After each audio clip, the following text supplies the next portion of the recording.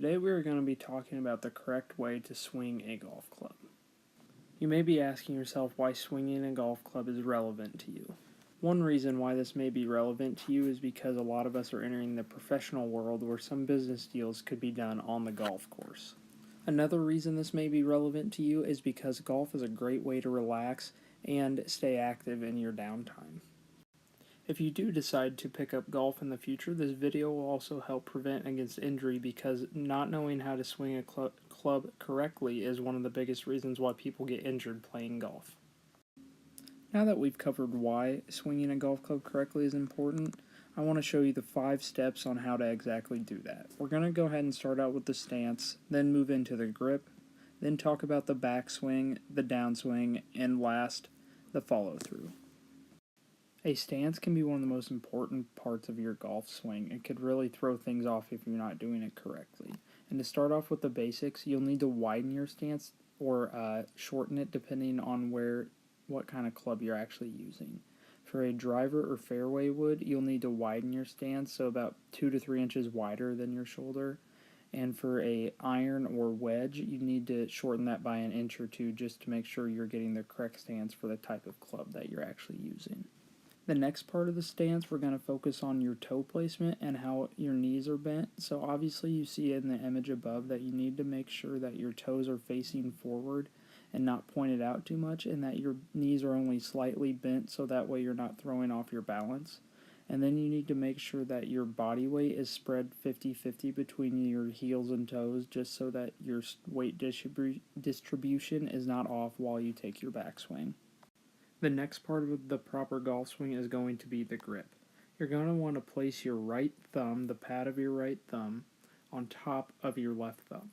This should make a V between your right thumb and forefinger, and it should point directly up to your chin.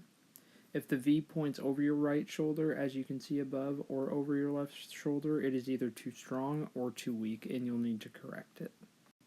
After you have your grip and stance down, you're going to want to move into your backswing. Your backswing is where most people mess up on their golf swing and throw off their shot completely. You'll want to move your hands straight back while keeping your front arms straight, just so your hands brush against your back leg. Then you'll want to move into a slight wrist break that moves your arm parallel to the ground. The club should be roughly perpendicular with your left arm. The end of the club should be pointing slightly outside the golf ball. In the last part of the backswing, you'll rotate your torso back even further so that the club travels slightly behind your hands at the top of the backswing. Your front arm should bend slightly during the last phase of the backswing. After you have completed your backswing, you'll want to go into your downswing. This is where all the power of your swing is going to come from, and this starts with making sure the head of the club comes behind everything else. This will allow for a very good angle of your shot and allow you to increase your club speed when coming through the impact zone. Right before you actually hit the ball, you're going to want to try to lock your arm again, just as you did in your backswing. And then you'll want to shift your weight from the ball of your back foot to the ball of your front foot. And this will allow your knees to move forward with your target. And you want to try to keep your front knee flexed. And this is especially if you're hitting a longer club like a driver. The final part of a golf swing is the follow-through. You're going to want to make sure that you have your eye on the ball all the way through the hit until the ball is actually on its way down the course.